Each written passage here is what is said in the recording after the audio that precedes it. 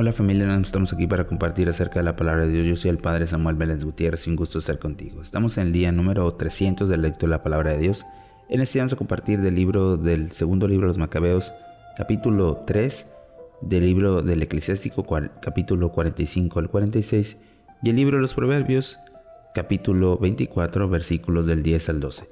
Vamos a preparar nuestra escritura para continuar la lectura de la palabra de Dios. También vamos a preparar nuestro corazón. En el nombre del Padre, y del Hijo, y del Espíritu Santo. Amén.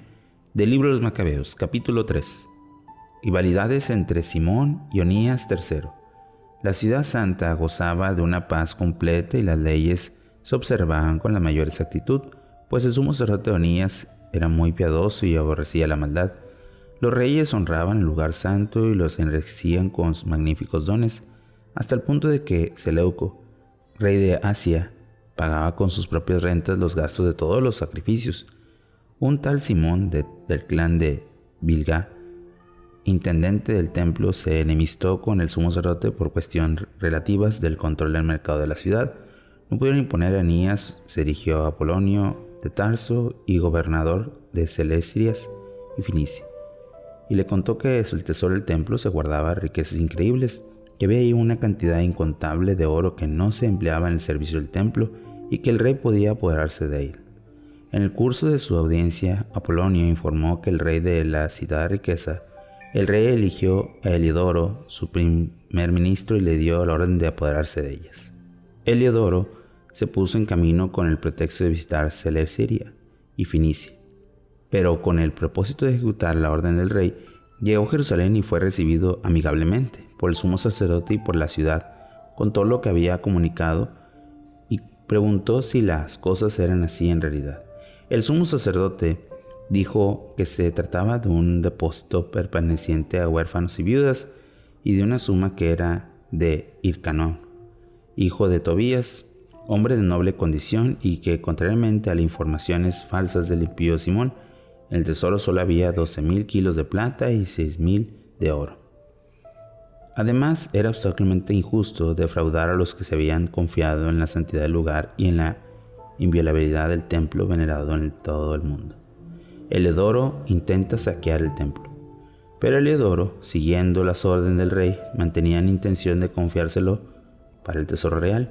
Fijó un día para ir a inspeccionar el tesoro, y esto causó un gran revuelo en las ciudades. Los sacerdotes postraron ante el altar con vestiduras sacerdotales y invocaban a Dios, que había ordenado la ley de los depósitos, suplicando que se guardara intacto para quien las había depositado. No se podía mirar el rostro del sumo sacerdote sin estremecerse, pues su aspecto y su palidez mostraba la angustia de su corazón. El miedo y el temor de su cuerpo había adivinado a los que le miraban del dolor de su alma.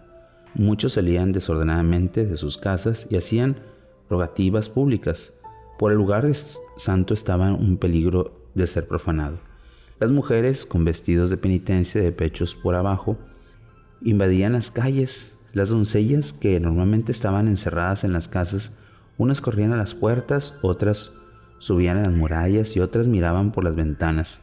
Todos, levantando las manos al cielo, oraban. Movía a compasión por la confusa muchedumbre postradas en la tierra, y la ansia del sumo sacerdote llena de angustia. Y mientras suplicaban al Dios omnipotente que los depósitos fueran guardados con seguridad para quien las había depositado, Heliodoro disponía a ejecutar sus proyectos. Pero cuando estaba en la escolta junto al tesoro, el Señor de los espíritus y todo poder hizo tan manifestación de fuerza que los que se habían atravesado entre el templo, heridos por el poder de Dios, quedaron impotentes y atemorizados. Se les apareció un caballo montado con un terrible jinete y adornado con riquísima montura. El caballo pateó con sus patas delanteras a Heliodoro, y el jinete levantaba armadura de oro. Apareció también 2 jóvenes fuertes, de aspecto majestuoso, magníficamente vestidos, que se pusieron uno a cada lado de Heliodoro y le propinaron una lluvia de azotes.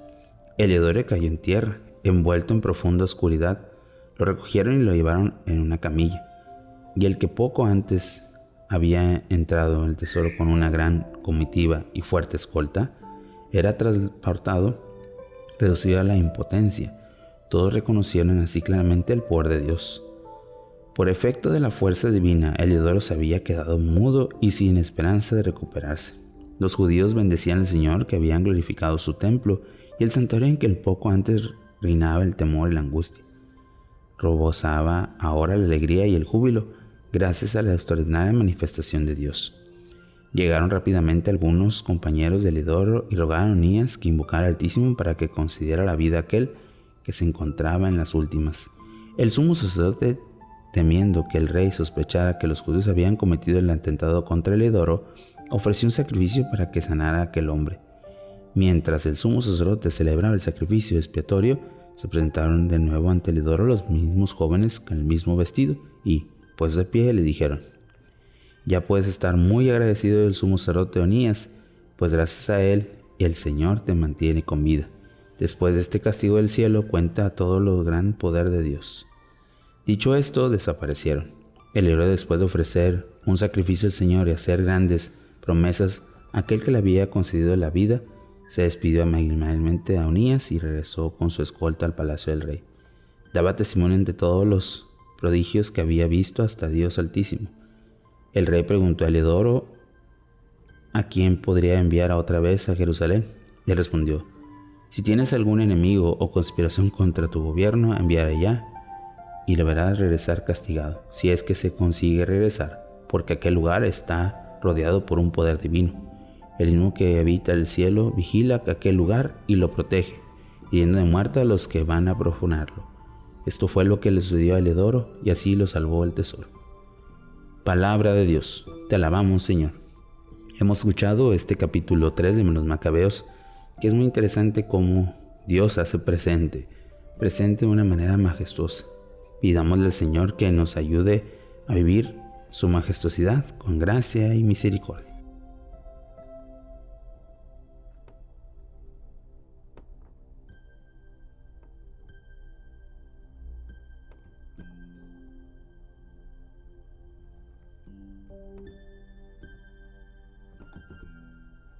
Habiendo meditado el libro de los Macabeos, pasemos ahora al libro del Eclesiástico, capítulo 45 al 46.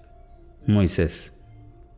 Hizo surgir de Israel un hombre que bien consigue el favor de todos, amado de Dios y los hombres. Moisés, de bendita memoria, dio gloria semejante a los santos para terror de los enemigos y lo hizo fuerte. Por sus palabras puso fin a los castigos y glorificó en su presencia a los reyes. Le dio mandamientos para su pueblo y dejó ver algo de su gloria. Lo consagró por su fidelidad y su humildad y le eligió entre todos los vivientes. Hizo que él oyera su voz y lo metió en la negra nube. Cara a cara le dio los mandamientos, la ley de vida y de ciencia, para enseñar a Jacob sus preceptos y sus decretos a Israel. Aarón. Engrandeció a Aarón, santo como Moisés, su hermano, de la tribu de Leví. Hizo con él alianza eterna y le otorgó el sacerdocio del pueblo. Lo hizo feliz con su dignidad y lo cubrió con túnicas de gloria. Lo revistió de un gran honor y adornó con ricos ornamentos, los calzones y las túnicas y el ofet. Bordó con figura de granada sus vestidos y lo rodeó con abundantes campanillas de oro para sonarlas al dar y se oyeran en el templo como recuerdo para los hijos de su pueblo. Le dio vestiduras sagradas de oro, piedras preciosas de lino fino, obra de artesanos, el pectoral de júbilo con los signos de verdad y carmesí adornado, obra de artista. Con piedras preciosas grababan como sello, en montura de oro, obra de joyeros. Como recuerdo hizo grabar una inscripción según el número de las tribus de Israel y colocó una diadema de oro por encima de los turbantes. Con la inscripción graba la consagración, insignia de honor, obra magnífica, adorno con son placer para la vista. Ante él nada semejante se vio y jamás se estremeció y vistió de tal manera. Únicamente sus hijos y descendientes para siempre. Sus sacrificios se consumían totalmente, 2 veces al día sin cesar. Moisés lo consagró ungiéndolo con el óleo santo. Esta fue una alianza eterna para él y para su descendencia mientras durara el cielo. Presidirá el culto, ejercerá el sacerdocio y bendecirá al pueblo en nombre del Señor. Lo eligió entre todos los vivientes para ofrecer el sacrificio del Señor, el incienso y el aroma como memorial y para hacer la expiación por el pueblo. Le confió sus mandamientos y le encomendó los decretos de la alianza para enseñar a Jacob sus dictámenes e instruir a Israel en su ley. Unos extraños se aliaron contra él y en el desierto le tuvieron envidia, los seguidores de Datán y de Abirán y la banda enfurecida de Core. Le envió el Señor, le irritó y lo aniquiló en el fuego de su ira. Hizo prodigios contra ellos, consumiéndolos con su fuego llameante. Aumentó la gloria de Aarón, le otorgó una herencia, le asignó los primeros frutos de la cosecha y, ante todo, alimentó en abundancia. Por eso viven los sacrificios del Señor y fueron otorgados a Aarón y a su descendencia. Pero en la tierra no tiene herencia, ni entre el pueblo tiene parte, y por ello yo soy parte y su herencia. Pinjas y las alianzas. Pinjas, hijo de Eleazar, es el tercero en la gloria, para haberse mostrado fiel en el temor del Señor, cuando el pueblo se rebeló y él mantuvo firme y su ánimo valeroso obtuvo el perdón para Israel. Por este pacto con el que es la alianza de paz, en el que debía jefes y santuarios su pueblo, de suerte y a él y su descendencia pertenece la dignidad del sacerdocio para siempre. También pactó el Señor alianza con David, hijo de Jesé, de la tribu de Judá. Por esa herencia pasa uno solo de sus hijos, en cambio la de Aarón pasa toda su descendencia. El Señor les dio un corazón sabio para juzgar a su pueblo con justicia, para que nada desaparezca su fidelidad, ni su gloria en todas las generaciones. Capítulo 46. Josué y Caleb. Josué, hijo de Nun, fue valiente guerrero, sucedió a Moisés en la misión profética, haciendo honor a su nombre. Se mostró grande para salvar a tus elegidos, para derrotar a los enemigos sublevados y establecer a Israel su heredad. Qué glorioso cuando alzaba sus brazos y empuñaba su espada contra las ciudades. ¿Quién había tenido antes su valor? Él mismo combatía las batallas del Señor. No se detuvo el sol cuando él lo ordenó, y un solo día duró como dos.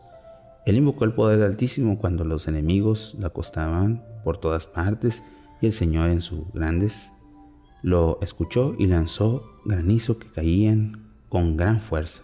Cayó Josué sobre el pueblo enemigo y en la plenitud aniquiló a los adversarios. Así conocieron las naciones la fuerza de sus armas, y aquel pueblo supo que tenía el Señor un adversario.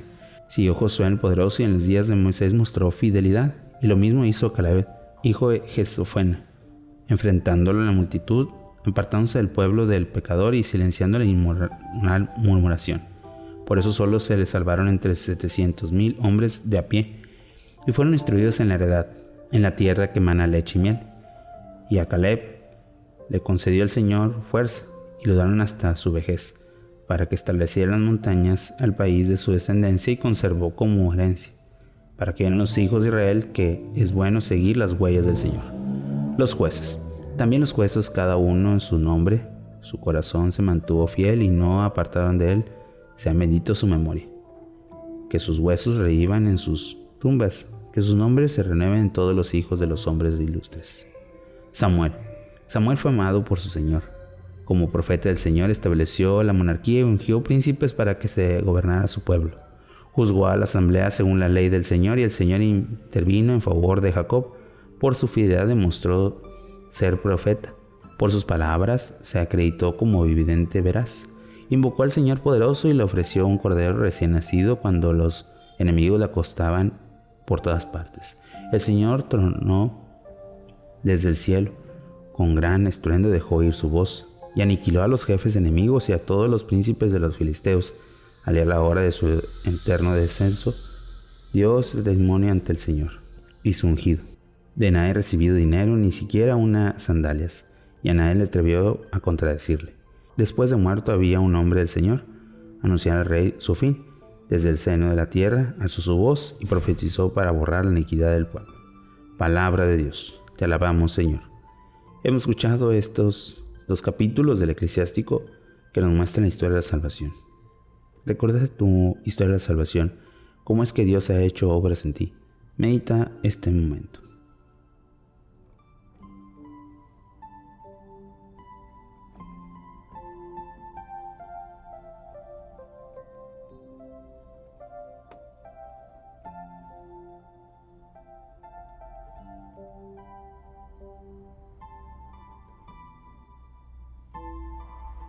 Habiendo meditado el libro del Eclesiástico, pasemos ahora al libro de los Proverbios, capítulo 24, versículos del 10 al 12. Si flaqueas en el día de la desgracia, limitada es tu fuerza. Libra a los que se llevaron a la muerte, No te desatiendas de los que van a morir, aunque digas, no me daba cuenta. El que pesa los corazones lo comprende, y el que vigila la vida lo sabe. Él dará a cada uno según sus obras. Palabra de Dios. Te alabamos, Señor. Oración final. Señor, muéstranos tu camino. Enséñanos a conocer tu verdad. Enséñanos a compartirlo con los demás, pero especialmente a vivirla desde nuestro corazón y nuestra mente, para que sea luz y verdad para los hombres. Tú que vives y reinas por los siglos de los siglos. Amén. Bueno, familia, hemos tenido un día más de lectura de la palabra, esperando que podamos ir perseverando y sobre todo viviendo esta gran experiencia. Que tengas un buen día y una fantástica semana. Bendiciones.